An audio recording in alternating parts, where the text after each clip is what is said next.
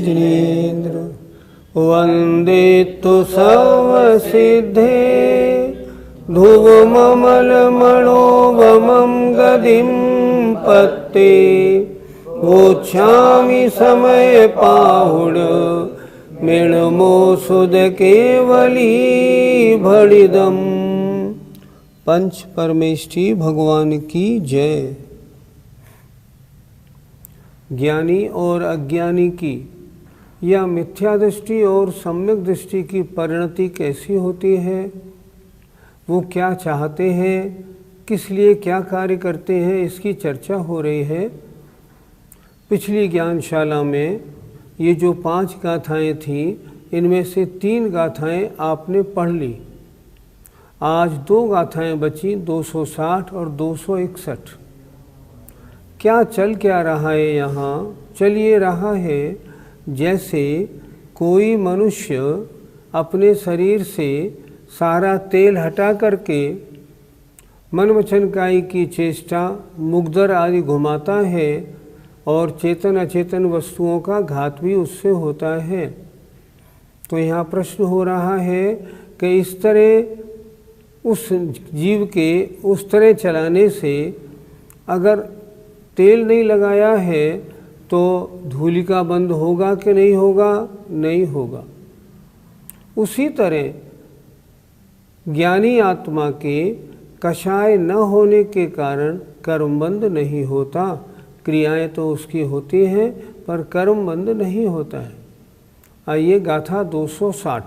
जो सो दुणेह भावो, जो सो दुणेह भावो, तम विणरे तेण तस्सरय बंधो, तम विणरे तेण तस्सरय बंधो, निच्छेदो विण्णेयम्, निच्छेदो विण्णेयम्, णकाय चेष्टाहि शेषाहि, णकाय चेष्टाहि शेषाहि। बोलो।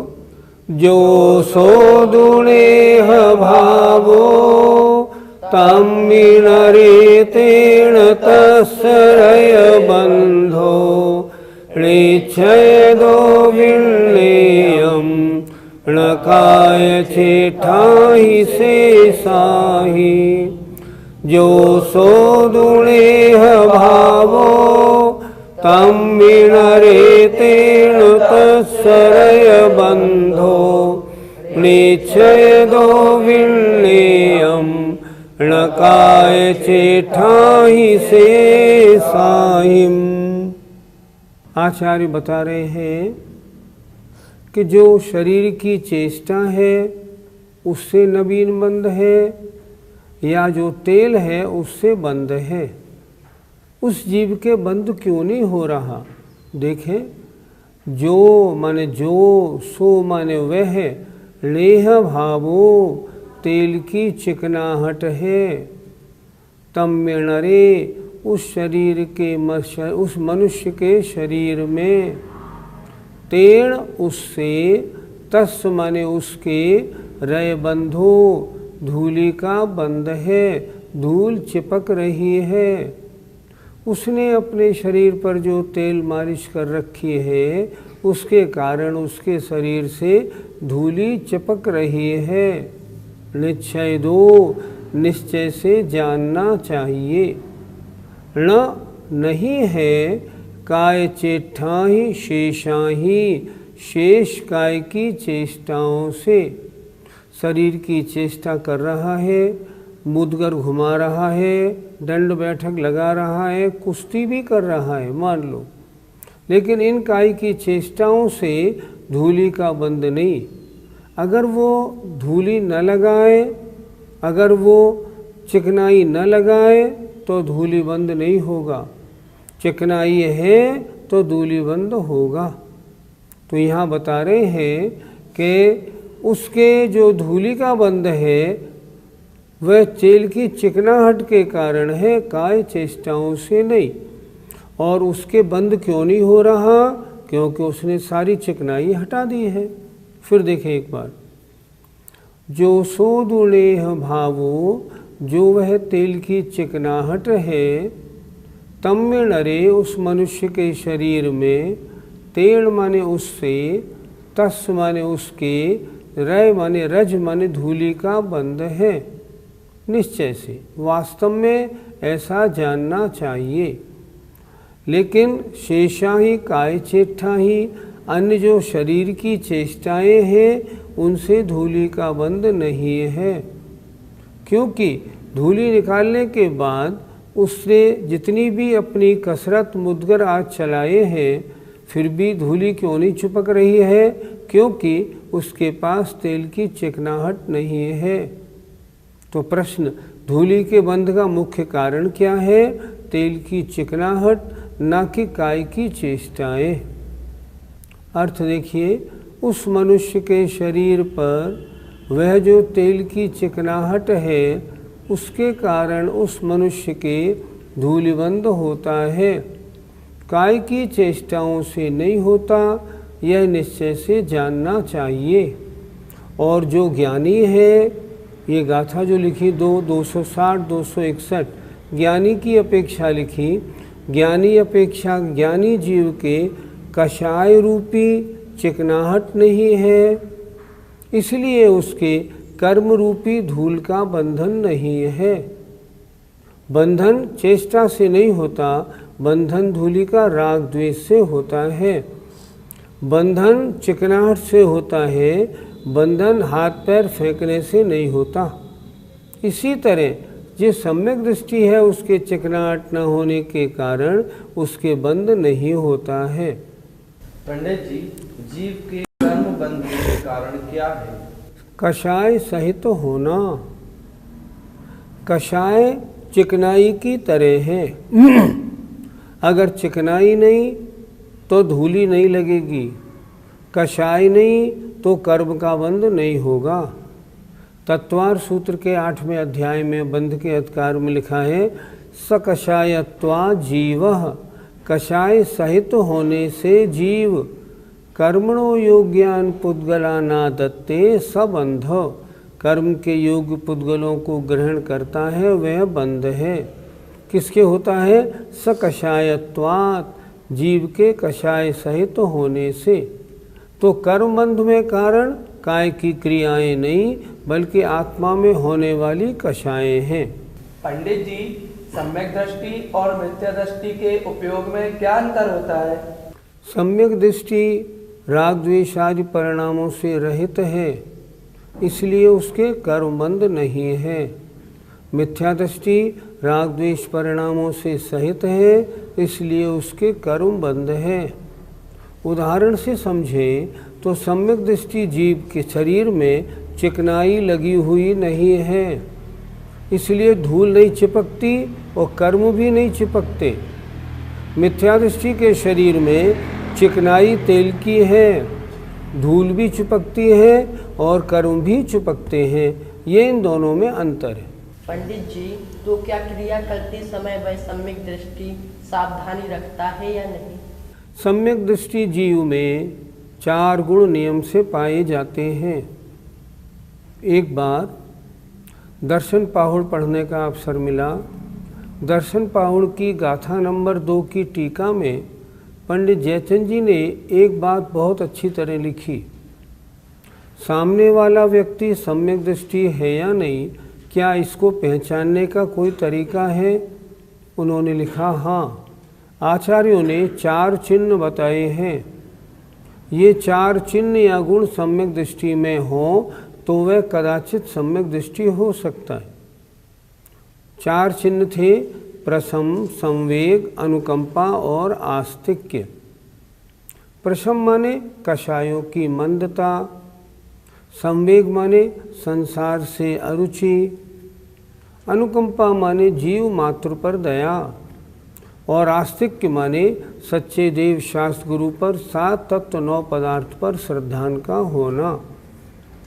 तो सम्यक दृष्टि का गुण है, उसके अनुकंपा भाग होगा ही होगा। तो वो प्रवृत्ति में सावधानी रखेगा या नहीं? जरूर नियम से रखेगा। प्रवृत्ति में सावधानी उसके रहती है, उसका खाना पीना, चलना फिरना, उठना बैठना उसका ध्यान रहता है। यहाँ जीव हिंसा नहीं होनी चाहिए, इसलिए उसके राग द्वेष की कमी है। अब सम्यक दृष्टि दो प्रकार की, यहाँ जो चर्चा चल रही है वो तो निश्चय सम्यक दृष्टि है, वीतराग सम्यक दृष्टि है। वो तो अपने ध्यान में लीन है, वो तो कोई क्रिया कर ही नहीं रहा, इसलिए उसके तो इस तरह की कोई क्रिया होने का प्रश्न ही नहीं उठता। सावधानी असावधानी नहीं, उसकी तो सावधानी इतनी है कि मेरा मन राग द्वेष में नहीं चला जाए, वो उसमें सावधानी रखता है। तो सम्यक दृष्टि दूसरा वाला कौन सा? वो अविरत सम्यक दृष्टि चौथे गुण स्थानवर्ती है, जो मुनि नहीं है, गृहस्थी है। वो क्या करेगा? क्रियाएं तो करेगा, लेकिन जिनमें जीव हिंसा होंगी उनसे बचता रहेगा, उन्हें कम से कम करेगा। ऐसा व्यापार नहीं करेगा जिसमें जीव हिंसा ज़्यादा हो, ऐसी वस्तु नहीं खाएगा जिनमें जीव हिंसा होती है। ये तो उसका स्वाभाविक गुण है। सम्यक दृष्टि है तो अनुकंपा होगी, इसलिए उसकी प्रवृत्ति बिल्कुल अत्यंत सावधानी पूर्वक होती। गाथा 260 का पद्यानुवाद देखें। ना तेल लेप तन पे उसने किया है, भाई नितांत यह कारण ही रहा है। व्यायाम कारण नहीं उस कार्य में है, ऐसा जिनेश कहते निज कार्य में है। क्या कह रहे हैं? उस सम्यक दृष्टि जीव ने शरीर पर उसने तेल का लेप नहीं किया है। यही कारण है कि व्यायाम करते हुए भी उसके धूल नहीं चिपक रही। उस कार्य में तीसरी पंक्ति देखें, व्यायाम कारण नहीं है। किसमें? मिट्टी चिपकने में। तो क्या कारण है? तेल। ऐसा जिनेंद्र भगवान कहते हैं, वे तो अपनी कार्य में बहुत सावधानी रखने वाला होता है। आइए गाथा नंबर 261 देखते हैं। एवं सम्मादिठि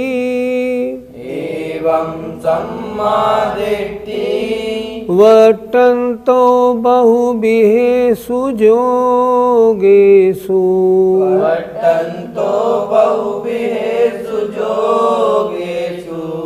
अकरन्तो उभयोगे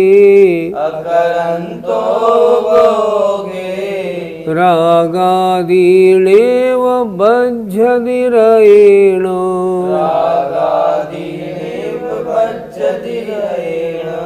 बोलिए। एवं सम्मादिठि वर्तन्तो बहुभिः जोगेषु अकरन्तो उभयोगे रागादीनेव बध्यधिरेण। एवं सम्मादिठि वर्तन्तो बहुभिः जोगेषु अकरन्तो उभयोगे रागादीनेव बध्यधिरेण। समादिठि सम्यक दृष्टि जीव, बट्टन्तो प्रवर्तमान, प्रवर्तमान करता हुआ, बहुबेहुषु नाना प्रकार के, जोगेषु योगों में। अर्थात इसी प्रकार सम्यक दृष्टि जीव नाना प्रकार के योगों में प्रवर्तमान माने लगा हुआ, अकरंतो नहीं करता हुआ उपयोग में। अर्थात वो जो क्रिया कर रहा है वो उसकी ऊपरी क्रिया है, उपयोग में वो क्रिया उसके नहीं है। रागादि णेव बध्यधिरेणो, रागादि भावों को कर्म रज से नहीं लिप्त होता है। अर्थात रागादि भाव कैसे हैं? कर्म की धूलि के समान है, उनसे वह लिप्त नहीं होता। लिप्त क्यों नहीं होता? क्योंकि उसके तेल की चिकनाई नहीं है, इसलिए धूल शरीर पर लगी, उसने झाड़ी और झड़ गई, वो झट उसकी निर्जरा हो जाती है। फिर एक बार देखें, इसी प्रकार सम्यक दृष्टि जीव बहुविहुष नाना प्रकार के योगों में प्रवर्तमान उपयोग में नहीं करता हुआ राग आदि भावों को नहीं लिप्त होता है कर्म रज से। अर्थात इसी प्रकार सम्यक दृष्टि जीव क्या करता है, नाना प्रकार के उपयोग में प्रवर्तमान होता हुआ भी रागादि भावों को अपने परिणामों में नहीं लाता। वह उस कारण अभी बंध को प्राप्त नहीं होता है, उसके बंध नहीं होता। बंध क्रिया से नहीं है, बंध उपयोग से है। उपयोग कैसा, राग द्वेष वाला उपयोग होगा, कषाय रूप उपयोग होगा तो बंध होगा, नहीं तो नहीं होगा। इसलिए क्रिया से बंध नहीं, बंध उपयोग से अपने मन के विचारों से है। अर्थ देखिए, इसी प्रकार नाना प्रकार के योगों में प्रवर्तमान सम्यक दृष्टि उपयोग में रागादि भावों को नहीं करता हुआ कर्म रज से नहीं लिप्त होता है। पंडित जी, क्रिया करते हुए सम्यक दृष्टि जीव कर्मों से लिप्त क्यों नहीं होता है? इन गाथाओं में यही तो चर्चा चल रही है। धूल का शरीर से चिपकना तेल के कारण होता है, कर्मों का आत्मा से चिपकना कसाई के कारण होता है। वह सम्यक दृष्टि है, उसके कषायों का अभाव है, इसलिए कोई भी क्रिया करे तो भी कर्म उसके आत्मा से लिपते नहीं हैं। क्यों नहीं होते हैं? क्योंकि चिकनाई रूप राग द्वेषादि परिणामों का ज्ञानी के अभाव होता है। इस कारण सम्यक दृष्टि ज्ञानी के क्रिया करते हुए भी बंद नहीं होता। पंडित जी, गाथा क्रमांक 256 में चिट्ठासु और गाथा क्रमांक 261 में जोगेशु शब्द क्यों लिखा? मिथ्या दृष्टि के गाथा नंबर 256 में चेष्टा होती है, वह प्रयत्न पूर्वक करता है, उपयोग पूर्वक करता है। लेकिन सम्यक दृष्टि जो होता है उसके चेष्टा नहीं होती, उसके मात्र मन वचन काय की क्रिया होती है, इसलिए उसमें लिखा है जोगेशु। यहाँ भाव सहित करता है वो, और वहाँ भाव रहित होकर करता है। ये इन दोनों में अंतर है। मिथ्या दृष्टि के उपयोग लगा हुआ है, मैं ये काम करूं, चेष्टा हो गई। सम्यक दृष्टि कार्य करता है निरीह वृत्ति से, तो उसके योग है पर चेष्टा नहीं। पंडित जी, व्यायाम करते हुए भी उसका उपयोग क्यों नहीं है? क्योंकि वे राग द्वेष आदि पूर्वक नहीं कर रहा है। निरासक्त होकर करने के कारण उसकी क्रिया तो हो रही है, लेकिन उसकी आत्मा का उसमें इन्वॉल्वमेंट नहीं है। क्रिया होना अलग बात है और आत्मा का इन्वॉल्वमेंट होना और बात है। हम देखें, हम भी बहुत सी क्रिया करते हैं पर उसमें हमारा लगाव नहीं होता। हम देखते हैं छात्रावास में कुछ बच्चे नहीं पढ़ रहे हैं, हम उनसे कहते हैं पढ़ो, तो वो हमारे सामने किताब खोल के बैठ जाते हैं और पन्ने पलटने लगते हैं। तो पन्ने तो पलट रहे हैं, लेकिन क्या वास्तव में पढ़ रहे हैं? नहीं पढ़ रहे। उसी तरह सम्यक दृष्टि की क्रिया तो हो रही है, पर क्रिया में उसकी आत्मा का राग द्वेष है कि नहीं? नहीं, बिल्कुल नहीं है। और यहाँ तो सम्यक दृष्टि उसकी चर्चा है जो क्रिया रहित होकर आत्म ध्यान में तल्लीन होकर बैठा हुआ है। उसके तो कोई क्रिया है ही नहीं, इसलिए क्रिया न होने से उसका उपयोग तो अपनी आत्मा में ही है। इसलिए नवीन बंध के कारण जो राग द्वेष आदि परिणाम होना है वो उसके नहीं होता, और उसके नवीन बंध नहीं होता। कर्म रूपी मैल या धूली आत्मा के साथ नहीं चिपकती है। पंडित जी, इन गाथाओं से हमको क्या शिक्षा लेनी चाहिए? हम गृहस्थी लोग हैं, सुबह से शाम तक हमारी क्रियाएं दो प्रकार की होती हैं, एक सांसारिक और एक धार्मिक। हमको क्या करना? हम जितनी सांसारिक क्रियाएं करें, खाना पीना, नहाना धोना, घूमना फिरना, बच्चों के साथ खेलना, उसमें अपना उपयोग नहीं लगाएं। क्यों नहीं लगाएं? ये क्रिया मुझे करने योग्य नहीं है। ये क्रिया तो मुझे राग द्वेष आदि परिणाम और पाप बंध की कारण है। अगर ऐसा करेंगे तो पाप बंध तो होगा पर हल्का होगा। अब दूसरी तरफ आ जाएं। जो धार्मिक क्रियाएं हम करते हैं, धार्मिक क्रियाएं करने में मन पूरा लगाएं, उनको अच्छी तरह करें। धार्मिक क्रियाएं दो तरह से होती हैं। मान लीजिए आपके मंदिर जी में सिद्ध चक्र विधान का मंडल हुआ है, इस बार विधान बहुत अच्छा हो रहा है। उसमें अधिकांश लोग तो ऐसे बैठे हैं जिनको नृत्य करने में, संगीत में, नाच गाने में आनंद आ रहा है। उनको ये नहीं मालूम कि सिद्ध भगवान के गुणों का स्तवन हो रहा है। इस स्तवन में मुझे मन लगाना है, वो नहीं आ रहा। तो अगर धार्मिक क्रियाएं आप करेंगे और उसका अर्थ आप नहीं जानेंगे और मन आपका उसमें नहीं लगेगा तो क्या होगा? क्रिया तो होगी पर पुण्यबंध नहीं होगा। क्यों नहीं होगा? आपके परिणाम तो है ही नहीं। पुण्य या पाप परिणाम होने पर होता है, बिना परिणाम के नहीं होता।